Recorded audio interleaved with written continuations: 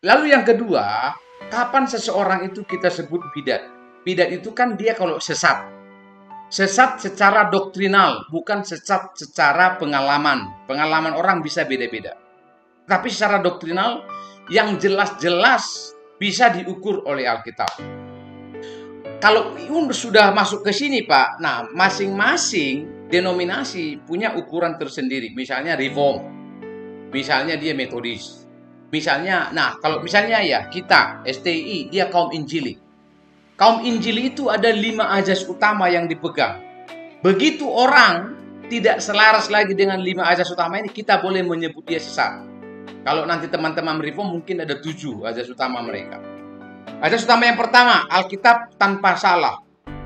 Jadi kalau ada orang mengatakan Alkitab ini berisi ada kesalahan, Alkitab bukan firman Tuhan, Alkitab hanya tulisan manusia, tidak berbeda dengan novel atau buku sejarah, ini saya sudah boleh bilang orang ini sesat. Yang kedua, dia percaya Tritunggal. Ini orang Injili penting ini. Jadi kalau udah Tritunggal itu mencakup Yesus adalah Tuhan, Roh Kudus, Allah Bapa. Ini jelas ini. Maka nanti siapa di sini yang pernah ikut simposium kaum Injili? Belum ada? Belum ya? Ada saya bukunya itu azas-azas utama kaum Injili. Nah, kita kan kaum Injili. Nah, dari yang pertama Alkitab tanpa salah. Maka kita penganut ineransi. Yang kedua Tritunggal. Jadi di sini masuk proper, di sini Roh Kudus adalah pribadi bukan tenaga dalam. Seperti yang dikatakan saksi Yehova. Lalu yang ketiga, Yesus satu-satunya juru selamat. Ini salah satu azas utama kaum Injili. Jadi kalau ada orang berkata bahwa ada keselamatan di luar Yesus, itu sudah sesat. Yang keempat, tadi Yesus satu-satunya jalan keselamatan. Yang keempat, pentingnya hidup kudus. Maka kita percaya doktrin keselamatan yang utuh. Ya, lalu yang kelima adalah kita mempercayai kedatangan Yesus yang kedua kali. Kita mempercayai pengangkatan. Nah, jadi 5 hal ini. Kalau sudah di luar 5 hal ini, waduh, udah. Kita bisa mengatakan seseorang itu sesat. Tapi misalnya, bagaimana kalau liturginya berbeda? Oh, tidak ada masalah. Karena memang di dalam perjanjian baru, liturgi yang khas itu tidak ada. Liturgi yang harus begini, harus begitu, macam-macam. Nah, penerapan bahasa roh bagaimana? Itu bisa berbeda-beda karena pengalaman orang bisa berbeda-beda. Nah, kalau misalnya baptisan, memang baptisan kan kalau Anda lihat ya, baptisan kalau kita lihat bahasa aslinya dari segi historis, baptizo itu keluar dari air, memang di sungai orang selam. Tetapi kenapa jadi ada percik? Itu juga ada dasarnya. Karena waktu sudah hari Pentakosta, banyak orang-orang percaya baru, sampai ribuan orang. Dan tidak mungkin diselam. Maka disiram aja sama Petrus. Waktu dia khotbah 3.000 orang dibaptis itu. Disiram aja, karena udah nggak mungkin. Kan orang, rasul kan cuma berapa orang. Nah makanya, berarti baptisan bukan harus A atau B. Sehingga kalau masalah baptisan, orang baptisan berbeda, tidak bisa disebut bidat atau sesat. Nah, jadi teman-teman juga begitu. Jangan ikut-ikutan dengan orang-orang di luar. Apa-apa bidat, apa-apa sesat. Nah, kita harus hati-hati. Kita harus hati-hati juga. Ya. Tapi juga kita tidak boleh mendiamkan. Karena salah satu fungsi dari gembala itu adalah melindungi umat dari serigala. Itu disebutkan kan? Nah, serigala itu bisa banyak. Bisa ajaran sesat, ajaran palsu, dan seterusnya. Oke, tadi kita udah masuk tadi ya kegelapan pada abad pertama. Nah, lalu kemudian abad 17. Abad 17 itu masuk abad pencerahan di Eropa. Eropa itu Italia, ya kan? Di Roma dan seterusnya ya. Itu terjadi pemikiran-pemikiran orang yang tadi itu loh, yang mentuhankan rasio, mereka mulai merasa mandiri.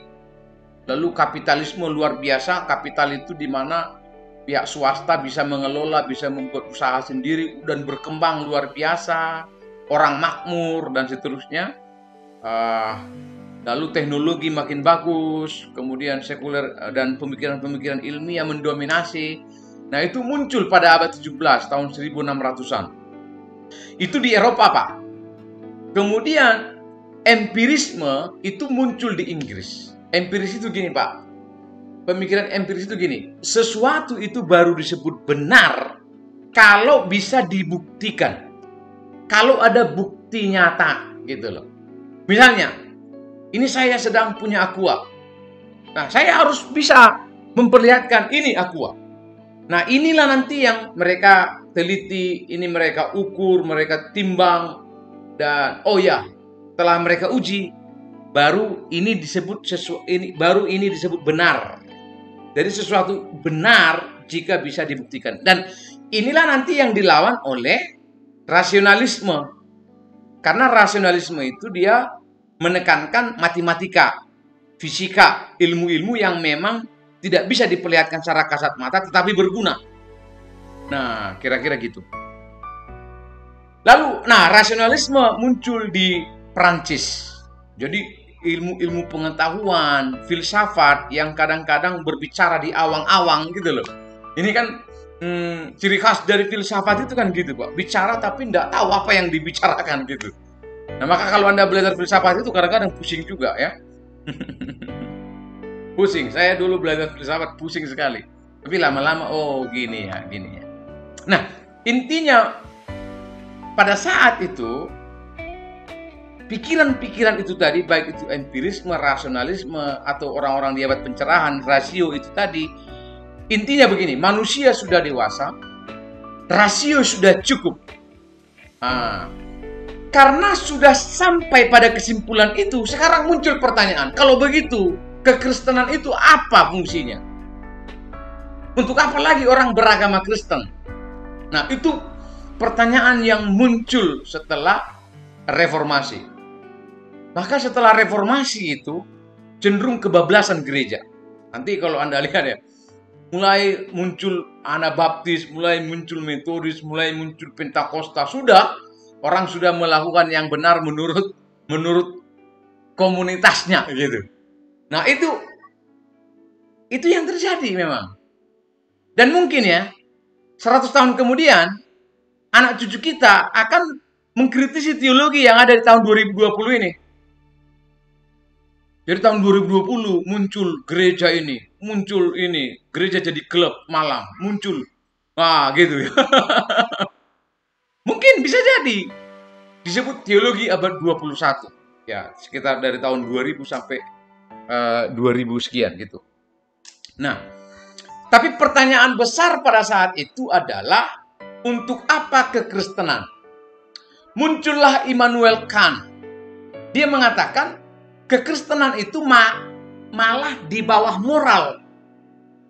Maksud saya gini, Immanuel Kant ketika dia mengamati antara filsafat sekuler, lalu dia bandingkan dengan gereja, Immanuel Kant malah mengatakan filsafat modern itu atau ilmu sekularisme itu moralnya jauh lebih baik daripada gereja. Maka muncul liberalisme di sini. Nanti yang pertama kita akan lihat muncul liberalisme. Oh, Tuhan masih ada, tetapi Tuhan itu hanya bersifat imanen. Nah, ini agak sulit menjelaskan ini. Immanuel Kant, dia berutang budi kepada David Hume. Ini adalah orang-orang penggagas liberalisme sebenarnya.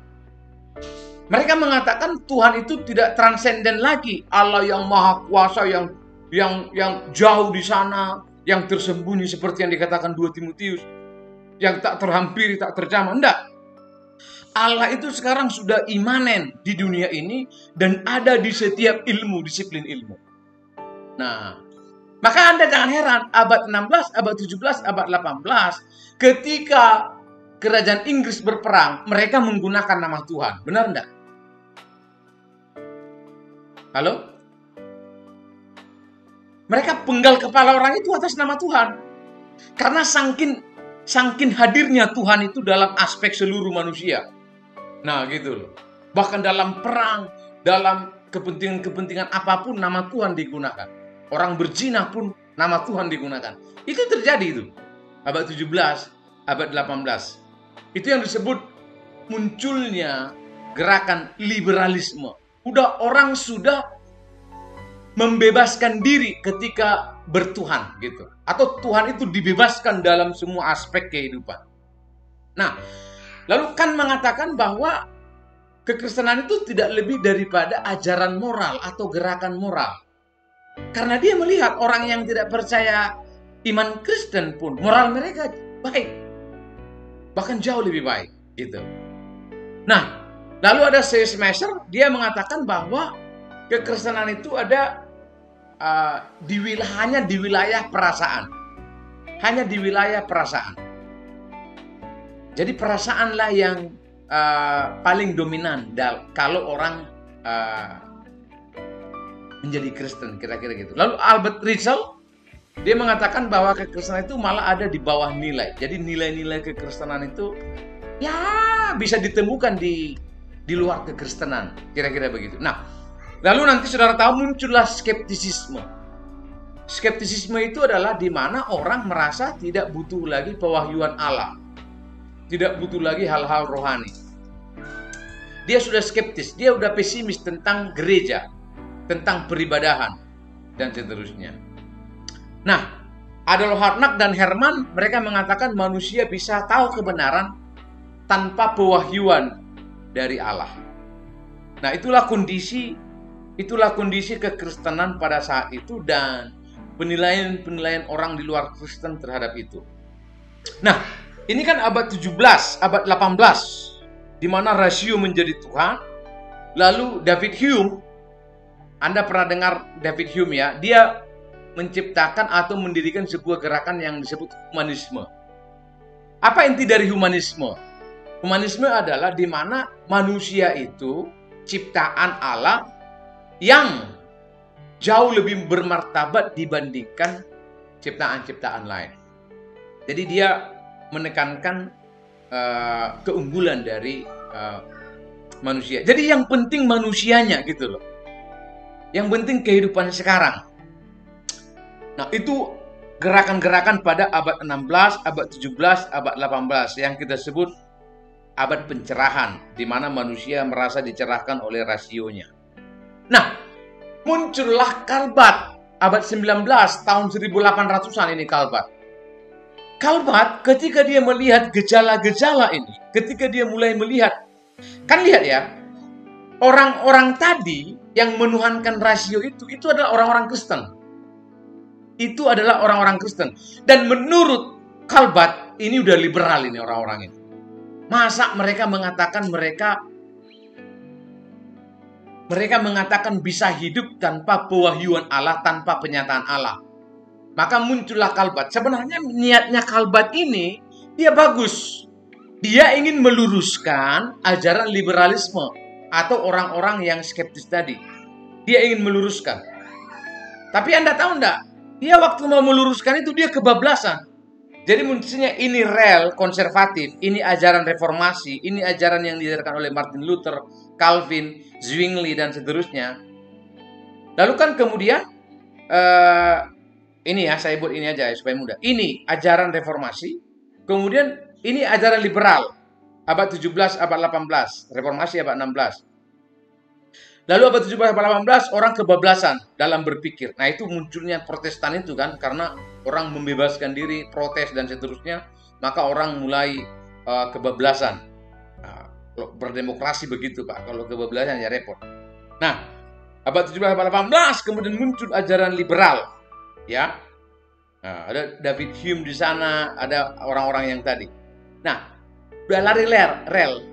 Lalu abad 19, tahun 1800-an, Calbat muncul.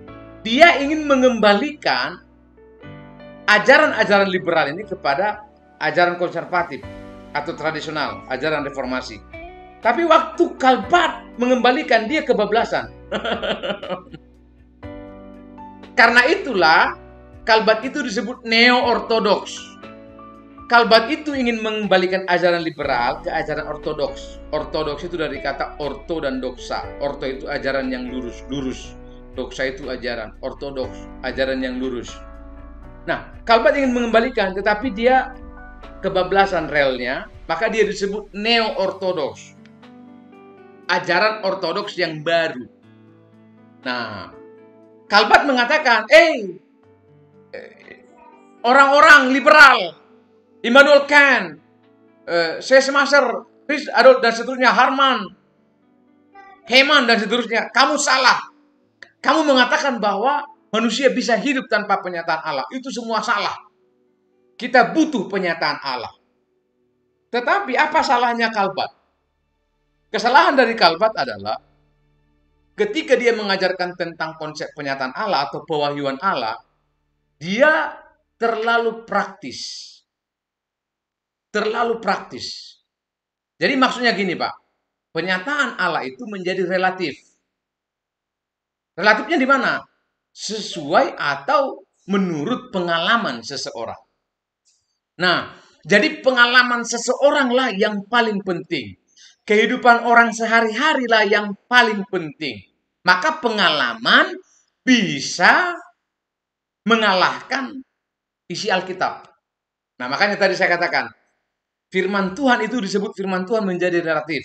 Kalau seseorang mendapatkan rema dari sana. Maka bibliologinya Kalbat itu cacat. Karena pada akhirnya dia mengatakan Alkitab bisa saja salah. Karena Alkitab ditulis oleh manusia.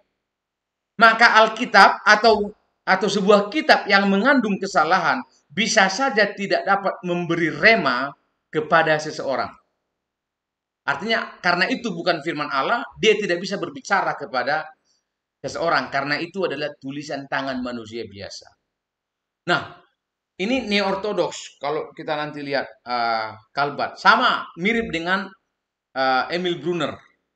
Dia juga mengatakan demikian. Nah, kedua orang ini dipengaruhi oleh Soren Kierkegaard, penggagas konsep eksistensialisme. Nah, jadi ini yang terjadi pada masa itu ya, pada masa itu. Oke. Ini selayang pandang atau background dari teologi kontemporer. Wah, nanti abad 19, abad 20. Wah, sekarang kita masuk abad 21 ya. Ini sekarang kita masuk abad 21, udah macam-macam lagi. Nah, jadi orang begini, Pak. Orang yang doktrinnya salah biasanya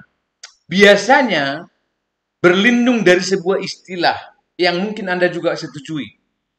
Karena kan teologi itu bersifat progresif, berkembang. Nah, itu dia. Biasanya begitu. Nah, maka kalau Anda lihat ya, teologi-teologi yang cenderung cacat, biasanya ya karena kan teologi berkembang. Kalau menurut Bapak Ibu gimana? Menilai pernyataan ini. Teologi kan berkembang. Apa artinya teologi itu berkembang?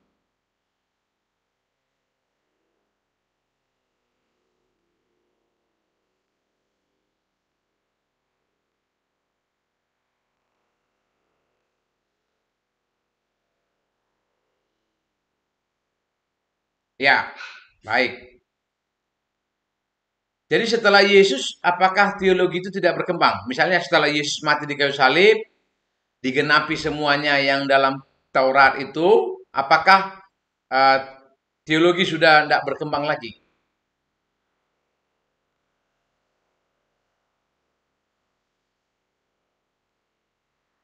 Oke,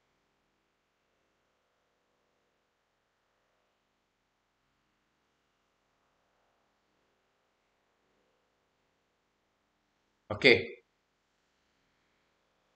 ya,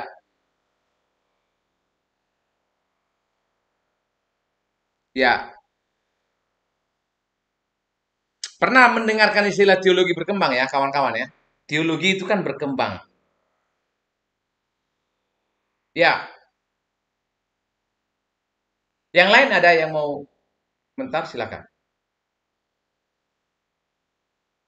Teologi berkembang. Ya,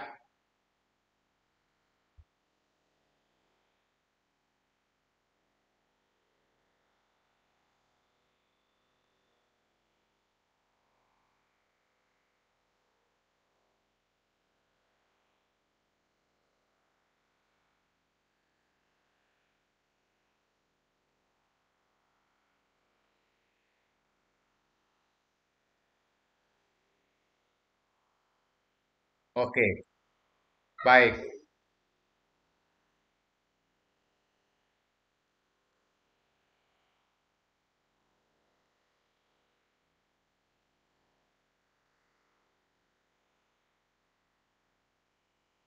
Ya, perkembangan pemikiran ya istilahnya beliau ya.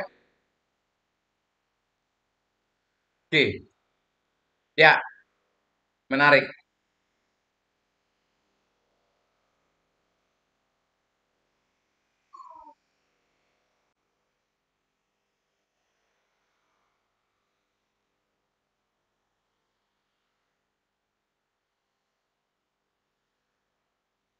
Ya. Oke, yang lain tentang teologi berkembang. Ada komentar?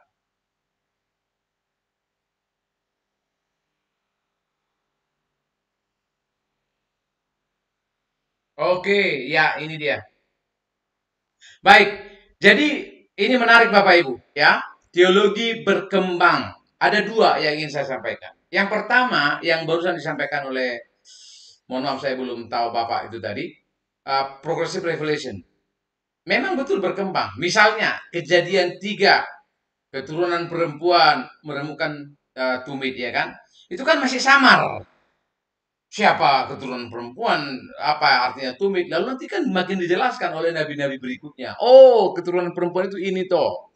Oh, ini dari suku ini toh. Oh, hidupnya begini toh. Oh, ini matinya begini toh. Itu dikatakan oleh saya, oleh Mika. Oh, lahirnya di Bethlehem ya. Oh, lahir dari perempuan muda ya. Oh, perempuan muda ini dari perawan ya. Oh, dari suku ini ya. Oh, hidupnya nanti jadi batu penjuru ya, pembuat mujizat ya, ditolak ya. Lalu dan seterusnya dan seterusnya. Oke ya. Itu yang disebut progresif. Nah, dalam hal itu yes. Tetapi masalahnya sudah ditutup oleh kitab Wahyu. Benar nggak? Di mana sudah jelas tentang eskatologi, Yesus datang kita tidak tahu kapan. Sudah masa depannya iblis sudah jelas ya kan? Jadi kalau Anda misalnya mengatakan, ayo kita doakan iblis. Udah repot itu. Karena jelas kok Alkitab mengatakan masa depannya iblis itu nanti diikat dan dihukum selama-lamanya. Nah, misalnya begitu ya. Itu sudah jelas. Jadi teologi yang berkembang itu pun ditutup. Maka nanti kalau Anda belajar bibliologi, kita adalah kaum yang meyakini kanon tertutup. Saudara tahu enggak? Satu kali kita ada seminar di Malang, ada yang mengusulkan kita buat konsili lagi. Supaya kita menembahi kitab-kitab kita ini yang 66 kitab. Karena satu Makabe dan dua Makabe itu. Ternyata satu Makabe dan dua Makabe itu katanya penting untuk dimasukkan menjadi bagian firman Tuhan. Seperti dulu kan konsili Trente. Konsili Trent yang digagas oleh Katolik kan tahun 1452 sebelum direformasi. Kan mereka menambahkan 14 kitab itu. Walaupun itu disebut Deuterokanonika ya, kanon kedua. Tapi it's okay. Nah, tapi maksudnya gini Pak, teologi berkembang dari segi nubuatan pun ada nubuatan itu yang sudah digenapi. Ada yang sudah dijelaskan secara detail, ya kan? Malah tentang eskatologi, tentang pernikahan, semuanya sudah jelas. Nah, tapi yang kedua, boleh ada perkembangan isu. Nah, beda Pak ya. Nubuatannya ditutup. Isi firman Tuhannya sudah jelas. Isi kitabnya sudah jelas, berapa kitab. Tetapi isunya bisa berkembang. Kenapa? Ada banyak muncul isu. Misalnya, setelah Yesus naik ke surga, 300 tahun kemudian ada muncul Injil pseudo Matius, ada muncul Injil pseudo Yakobus, ada muncul Injil Filipus, ada nanti muncul Injil Thomas, ada muncul Injil Maria, ada muncul Injil Barnabas. Saudara tahu enggak ada berapa Injil? Ada 48 Injil. Yang Anda dan saya baru baca baru 4 Injil kan? Kita belum baca Injil Maria, Injil pseudo Matius, di mana di sana ditulis Yesus itu lahir di bawah pohon kurma. Yesus itu pernah membuat burung dari tanah liat di Injil pseudo Matius pasal 42. Lalu Yesus itu menikah dengan Maria Magdalena di Injil Filipus, Injil Yakobus, Injil Thomas, Injil Barnabas. Ya kan? Dia bercium-ciuman. Nah, ini yang disebut isunya berkembang. Di zamannya Yohanes, rasul terakhir, apakah ada isu itu? Belum ada. Kemudian 300 tahun kemudian ada orang yang tiba-tiba, nanti kalau Anda belajar bibliologi ada yang disebut kitab-kitab pseudepigrafa. Pseudepigrafa itu dari kata pseudo, tersembunyi, grafa itu dari kata graphe, tulisan, tulisan tersembunyi. Artinya yang menulis ini adalah orang-orang yang tersembunyi. Misalnya, Injil Matius. Injil Matius, pseudo Matius ya, bukan Injil Matius yang Anda baca, tapi Injil pseudo Matius. Itu abad keempat, tahun 356 Masehi. Disebut Injil pseudo Matius. Yang nulis ini bukan Matius, mungkin Pak Sugiono yang nulis ini. Tapi supaya orang baca tulisannya, dicatutlah namanya Matius. Dibuat Injil Maria, dibuat Injil Abraham. Wah, Abraham udah meninggal 2000 tahun yang lalu. Injilnya baru ada sekarang. Kan luar biasa itu. Nah, di situ mulai ada isu-isu yang baru. Maka mulai teolog-teolog melahirkan buku untuk mengcounter isu itu. Itu boleh. Injil Thomas mengatakan Yesus pergi ke India. Yesus menikah dengan Maria Magdalena dan ada 3 istrinya Yesus. Salah satu nama anaknya Yesus namanya Justus, lahir tanggal 3 April di daerah Pakistan sana, daerah India, ya kan?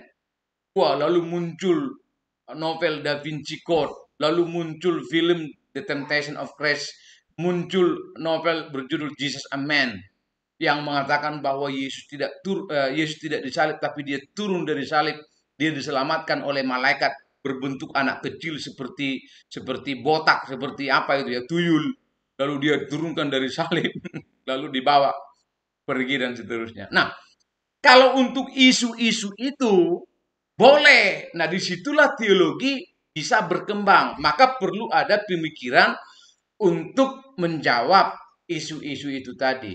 Tapi bukan berarti melahirkan sebuah pemikiran yang bertolak belakang dengan nubuatan. Gitu loh. Misalnya jelas itu kan. Yang disalibkan itu bukan Yesus. Kata Al-Quran, kata Pak Muhammad. Pak Muhammad itu. Oh, jelas itu bukan berkembang lagi itu. Karena itu sudah salah informasi. Anda bisa bayangkan enggak? Al-Quran itu datang 500 tahun setelah Alkitab Wahyu selesai ditulis. Islam itu muncul 500 tahun setelah kekristenan. Terus tiba-tiba dalam Al-Quran atau Islam mengatakan Yesus tidak disalib. Kan repot ya. 500 tahun sebelumnya semua orang mengatakan Yesus disalib. Orang Yahudi mengatakan Yesus disalib. Bahkan pemerintahan sah, yaitu Romawi pada saat itu, pemerintahan yang sah Romawi pada saat itu mengatakan Yesus disalib. Sejarawan mengatakan Yesus disalib. Lalu 500 tahun kemudian Yesus tidak disalib. Itu ibarat begini, Pak. Hari ini kita semua percaya dengan dokumen yang sah. Indonesia merdeka 17 Agustus 1945. 500 tahun kemudian tiba-tiba ada dokumen yang mengatakan Indonesia merdeka tanggal 12 April. Dokumen mana yang Anda lebih percayai, kan begitu. Nah, kalau di dalam isu, karena memang isu bisa berkembang, nah disitulah boleh ada pemikiran-pemikiran yang berkembang. Tetapi Yesus adalah Tuhan. Yesus Allah dan manusia sejati. Roh Kudus adalah pribadi. Itu sudah clear. Benar enggak? Nah, itu sudah clear. Nah, isunya boleh berkembang. Jadi, jangan sampai kita salah memahami ya. Salah memahami istilah teologi itu kan berkembang. Ya, teologi berkembang dalam hal isu. Bagaimana sekarang menerapkan teologi di zaman digital sekarang? Pasti berbeda dong pendekatannya, benar enggak? Berbeda. Tapi jangan kebablasan. Nah, kebablasan itu ada, Pak. Kalau Anda belajar kristologi, kan ada disebut kristologi kontekstual. Yesus bagi orang Tionghoa itu sipit matanya. Yesus bagi orang Afrika gondrong dan hitam wajahnya. Yesus bagi orang Thailand dia hidungnya pesek. Waduh, ini salah besar ini. Karena nanti akhirnya orang bisa membuat Yesus menurut adat mereka. Bukan lagi Yesus anak Maria, suku dari Yehuda. Nah, itu juga kita harus hati-hati dalam dalam berteologi, hati-hati sekali. Oke, ada komentar, silakan. Jadi kita belum masuk ke definisi kontemporer ya, waduh, Masya Allah, lama sekali ya.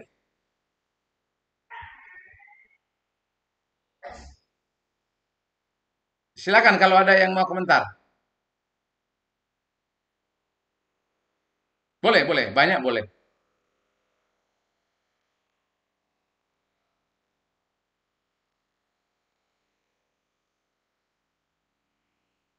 Oh ya, ya, ya. Itu kan bahasa itu netral, Pak. Jadi, kalau kita ngomong ya, ngomong bahasa Alkitab. Alkitab kita itu ada 3 bahasa.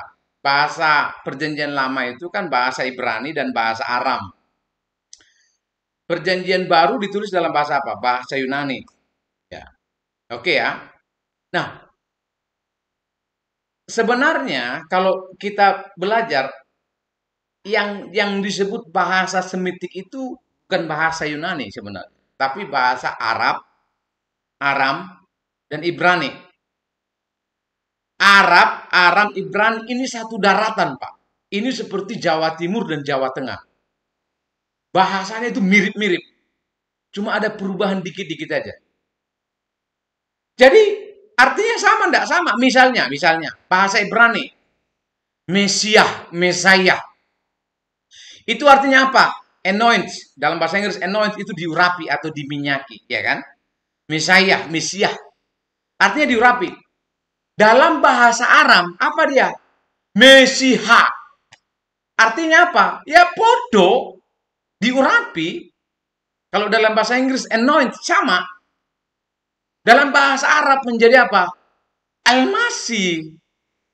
Apa artinya almasi? Yang diurapi. Jadi kan sama aja. Makanya kalau orang Kristen di Arab, Pak, kalau mereka ngomong Mesia, ya almasi. Lalu Yesus itu dari kata apa? Itu kan Yesus kan bahasa Latin kita, bahasa Indonesia. Tapi itu kan dari dalam bahasa Ibrani, dari bahasa Yeshua. Artinya yang menyelamatkan.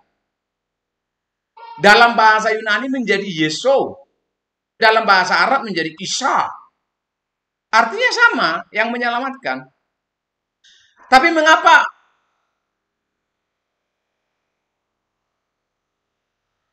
Oke, itu adalah kasus yang lain ya, nanti kita bicarakan ya. Tapi ini dulu ya, masalah ini tadi, masalah pengucapan ini. Lalu, mengapa menjadi Yesus Kristus misalnya? Misalnya, kenapa jadi Yesus Kristus misalnya? Apakah boleh Isa Almasih? Apakah boleh Alhamdulillah? Oke, Yesus Kristus. Yesus itu dalam bahasa Yunani Yeso. Kristos itu artinya apa? Yang diurapi. Dari bahasa Ibrani tadi, Mesiah.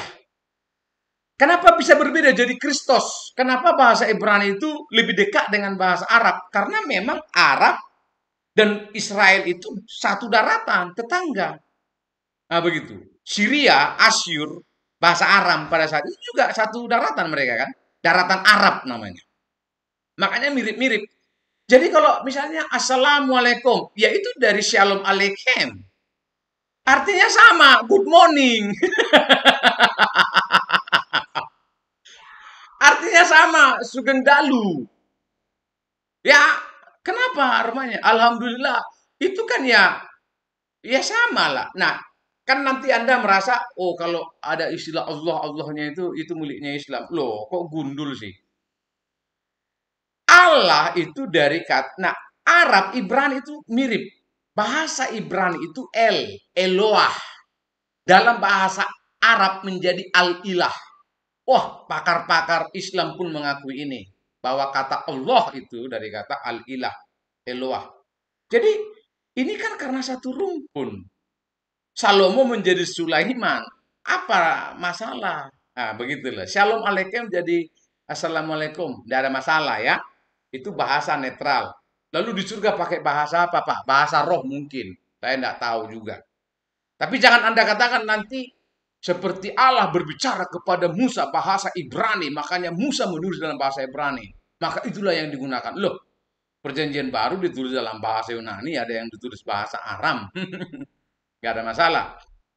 Nah, yang kedua, kan kita sekarang sudah tahu mengapa dalam perjanjian baru menjadi Yesus Kristus. Padahal itu dari kata Mesiah. Yesua Mesiah, Yesua Hamasiah, ya kan? Yesua artinya Yesua yang menyelamatkan. Mesia itu artinya yang diurapi. Ya memang dalam bahasa Yunani menjadi Yesus Kristus, Yesus Kristus. Karena kita sudah Indonesiakan. Nah, sekarang Isa Al-Masih. Nah, kalau Anda nonton debat saya dengan Ustadz Masud, ya, nanti Pak Ustadz, nanti rekaman ini saya upload ke YouTube ya. Ustadz Masud, sahabat saya, Ustadz Masud ini sudah 2 kali saya lawan berdebat di Universitas Muhammadiyah, ya, di Surabaya. Nah, satu kali topik kita adalah tentang ini. Isa Al-Masih menurut Al-Quran dan menurut Alkitab. Ini memang sulit ketemunya kalau kita menggunakan 2 kitab. Karena seolah-olah orang yang sama dibicarakan oleh 2 kitab, tapi berbeda hasilnya. Alkitab jelas mengatakan Yesus itu anaknya Maria.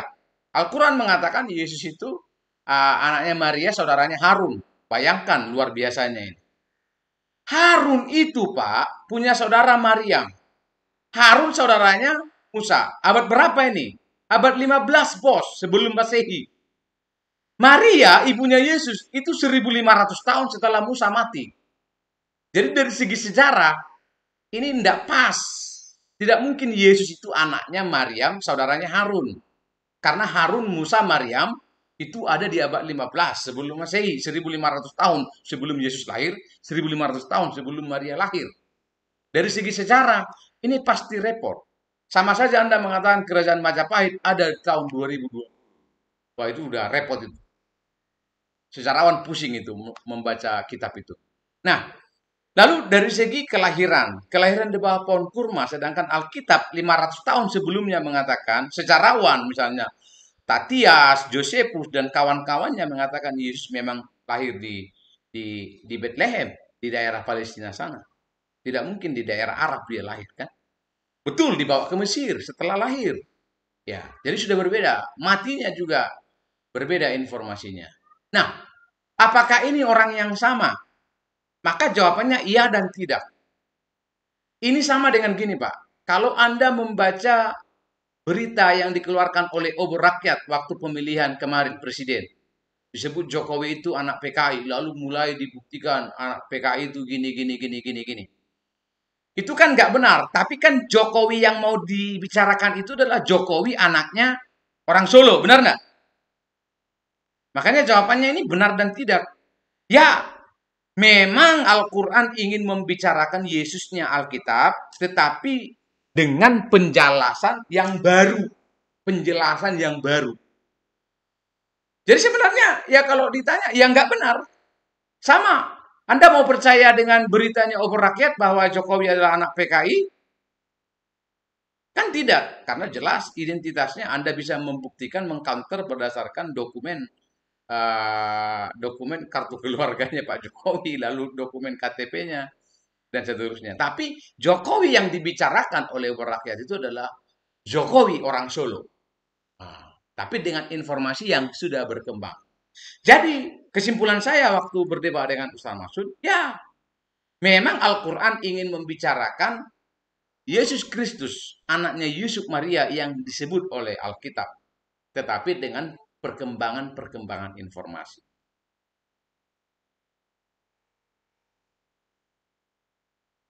Itu ya Pak ya. Mengapa?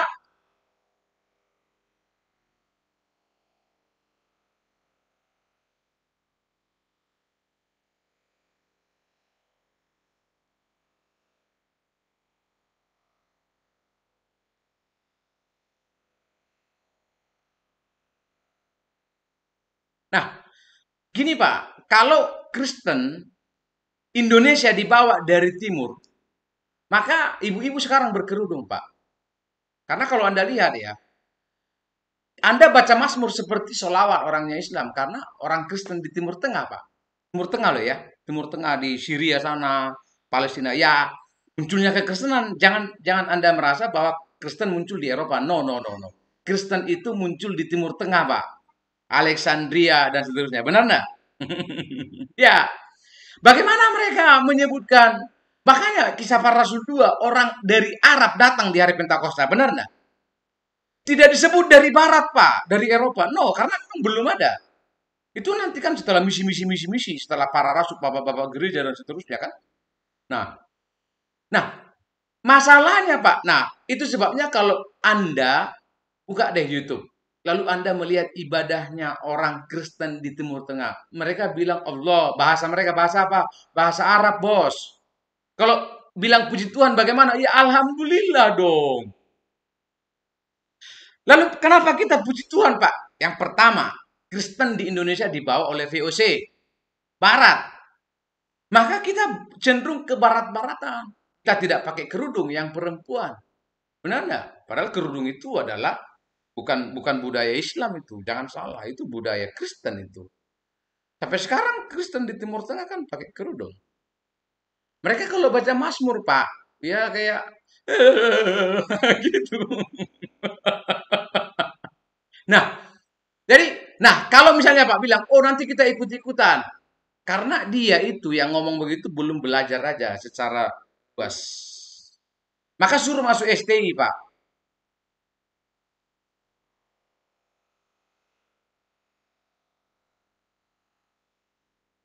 Betul. Islam itu masih kurang sholatnya 5 kali kan. Yahudi 7 kali mereka.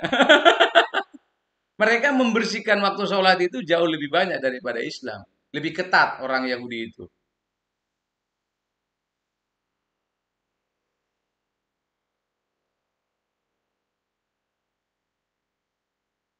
Oke. Baik, kalau masih ada pertanyaan kita lanjut. Kalau tidak ada pertanyaan kita stop. Mari Pak Siburian. Siburian?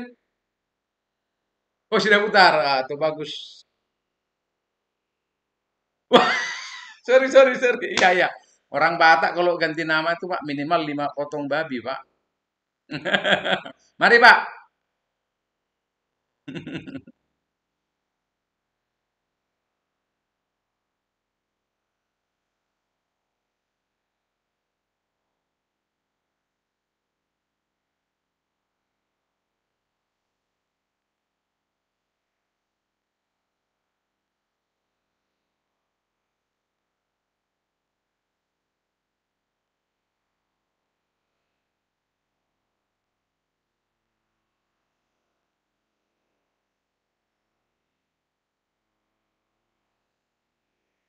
Ya,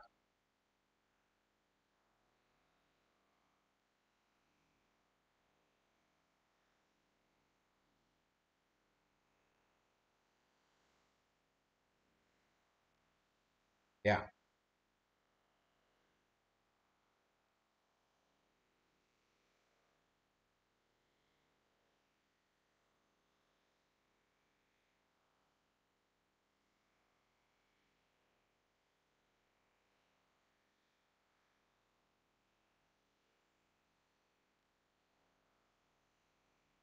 ya.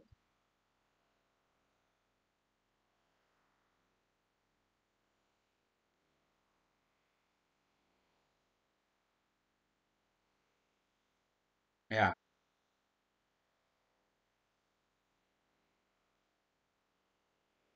oke, menarik ya. Jadi yang pertama Pak ya, yang pertama ada dua yang ingin saya jawab, menjawab ini. Yang pertama memang ini kalau Bapak Ibu lihat Facebook saya lama sekali kalau ada di sini anggota PGI, saya senang. Saya lama sekali ngomong ke para aras nasional supaya yang sudah lari ajarannya dari ajaran inti kekristenan itu dibuat surat bahwa ini bukan bagian dari Kristen. Sekarang aja Pak, kita kesulitan. Contoh, Saksi Yehova dan Mormon. Ini di Surabaya ini saya lawan habis-habisan. Ya. Tapi yang repot adalah keduanya masih disebut oleh pemerintah bagian dari aliran Kristen. Makanya mereka disebut Kristen Saksi Yehova, Kristen Mormon. Belum jadi agama tersendiri gitu loh Pak. Jadi kalau disebut ini apa ini? Maka disebut gereja kan, gereja akhir zaman kalau Mormon itu di Surabaya. Gereja akhir zaman disebut, Pak. Gereja, Pak. Nah, ini kan repot ini. Kayak misalnya bagi saya ya, kalau seperti misalnya Pak Joshua Tewu sudah Tritunggal, dia sudah jelas menolak. Wah, ini apakah masih layak disebut bagian dari Kristen atau seharusnya ada lembaga yang membuat, saya tidak tahu lah, saya tidak terbiasa dengan organisasi aras nasional ya, saya tidak tahu. Tapi itu dulu harapan saya supaya jelas melawan orang-orang ini kan, iya kan? Karena kalau masih tetap dalam bagian kita repot loh. Karena umat bingung, Jangan-jangan yang sesat ini Pak Pangeran, karena Pak Pangeran lebih miskin daripada Pak Erastus. Nah, misalnya begitu. Pegunya Pak Pangeran hanya 2 orang, Pak Erastus ribuan, misalnya loh ya. Ini membingungkan. Nah, dari sisi ini kita memang kewalahan, Pak. Dari sisi politik, dari sisi legalitas, ini memang perlu sebenarnya dibuat sisi terangnya. Tapi yang kedua, Pak, lihat Pak ya,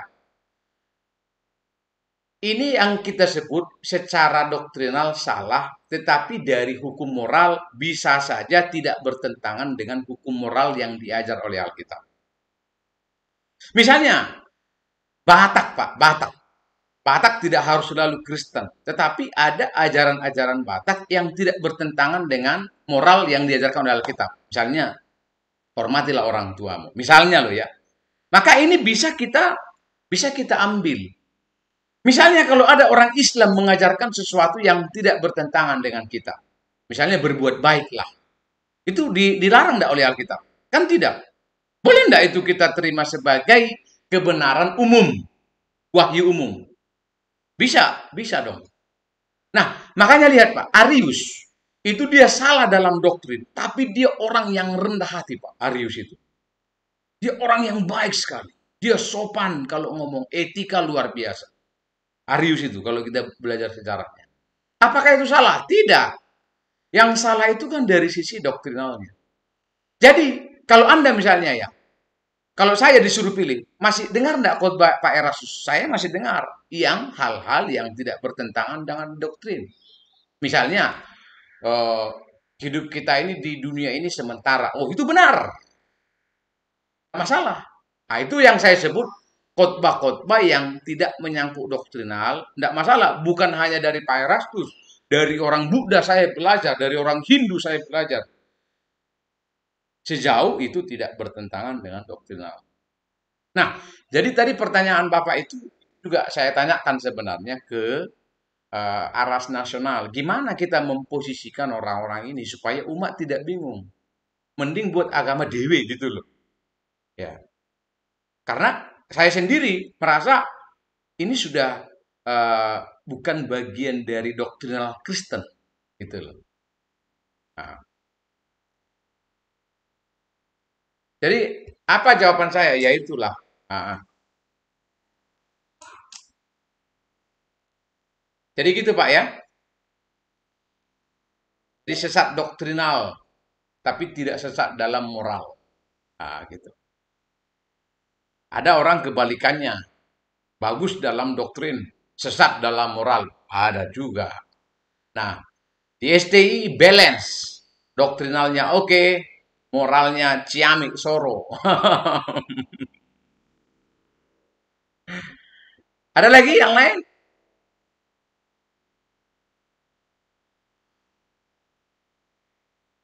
Nah, tapi betul ya Pak ya, kita memang harus, saya mau kasih kesaksian sedikit. Saya sejak dulu ngikuti Pak Erastus. Wah, khotbah-khotbahnya saya senang. Maka dulu waktu beliau mulai melenceng, lalu orang rame-rame kasih video, saya tidak yakin. Karena bagi saya video itu bukan di akademik. Jadi saya waktu itu mencoba untuk menghubungi beliau, tapi nggak ketemu. Lalu saya hubungi beberapa orang, saya bilang, kalau dalam 1 bulan ini saya nggak bisa bertemu Pak Erastus, saya akan tulis buku mengkritisi ajarannya ini. Lalu setelah itu saya beli bukunya, eh, lalu dari teman-teman juga semua saya kumpulkan, lalu saya tulis. Lalu saya baca, berkali-kali saya baca. Wah, saya bilang ini udah benar-benar udah sesat ini. Baru secara objektif saya eh, menulis gitu. Maksud saya gini, ada mahasiswa saya yang setelah lulus dari kelas saya itu suka sekali berdebat. Jadi hal-hal yang remeh pun didebati, gitu loh. Ini kan sudah tidak sehat, gitu loh Pak. Jadi, maka tadi pertanyaan Bapak tadi bagus. Apa indikator seseorang bisa disebut bidat? Harus jelas. Supaya nanti kita nggak ikut-ikutan main YouTube. Orang ini bilang bidat, oh kita ikut-ikutan bilang sesat, bidat. Tunggu dulu bro. Tunggu dulu bos. Kasih dulu indikator. Nah, indikator seseorang itu saya kasih stempel sesat ini. Tapi kita juga tidak mau main-main, artinya kita diam-diamkan. Ah, itu juga bukan kata Alkitab. Karena Alkitab katakan nyatakanlah kebenaran, tapi dengan penuh kasih, dengan motivasi yang tulus, begitu. Jadi kita mau balance lah dalam berteologi, kita mau mau balance. Kita tidak mau ikut-ikutan, kita juga tidak mau menjaga persahabatan tapi membiarkan kesesatan, itu juga nggak bagus karena itu bukan firman Tuhan. Ya. Firman Tuhan katakan kebenaran tapi dengan kasih dan motivasi yang tulus gitu.